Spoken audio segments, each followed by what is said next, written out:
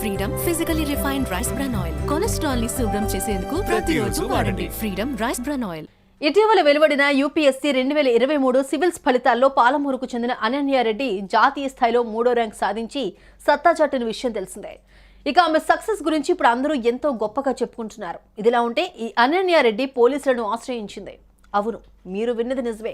జరిగిన విషయంపై పోలీసులకు ఫిర్యాదు చేస్తూ ఆవేదన వ్యక్తం చేసింది. దీంతో పోలీసులు ఆమె ఫిర్యాదు ఆధారంగా కేసు నమోదు చేసుకుని దర్యాప్తు చేస్తున్నారు. ఇందుకు అనన్యారెడ్డి ఎందుకు పోలీసులను ఆశ్రయించింది, అసలేం జరిగింది?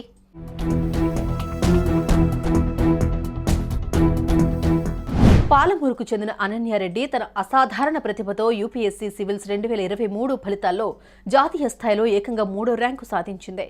ఈ యువతి సాధించిన విజయంతో ఆమె తల్లిదండ్రులు, తోటి స్నేహితులు ఎంతో మురిసిపోయారు. అయితే ఈ క్రమంలోనే అనన్యారెడ్డి సడన్ గా ఇటీవల పోలీసులను ఆశ్రయించడంతో అంతా షాక్ అవుతున్నారు. ఆమె ఫిర్యాదు మేరకు కేసు నమోదు చేసుకున్న పోలీసులు దర్యాప్తు చేస్తున్నారు. ఇక జరిగింది తెలుసుకున్న నెటిజన్స్ వామ్మో ఇంత జరిగిందా అని కామెంట్స్ చేస్తున్నారు.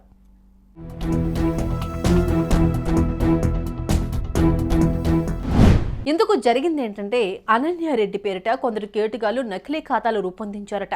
ఇంతేకాదు డబ్బులు కూడా డిమాండ్ చేసినట్లుగా తెలుస్తోంది. దీంతో పాటు సివిల్స్ శిక్షణకు మార్గనిర్దేశం కూడా చేస్తామంటూ కొందరు ఇన్స్టాగ్రామ్, ట్విట్టర్, టెలిగ్రామ్లో నకిలీ ఖాతాలు సృష్టించి ప్రచారం చేశారు.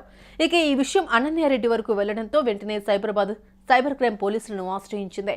జరిగిన విషయంపై పోలీసులకు ఫిర్యాదు చేసింది. ఆమె ఫిర్యాదు మేరకు కేసు నమోదు చేసుకున్న పోలీసులు దర్యాప్తు చేస్తున్నారు.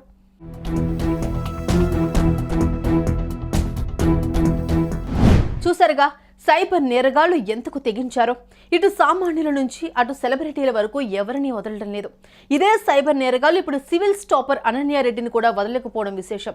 నకిలీ ఖాతాలతో అనన్యారెడ్డి పేరుతో డబ్బులు వసూలు చేయాలని చూసిన ఈ కేటుగాళ్ల చర్యపై మీ అభిప్రాయాలను కామెంట్ రూపంలో తెలియజేయండి.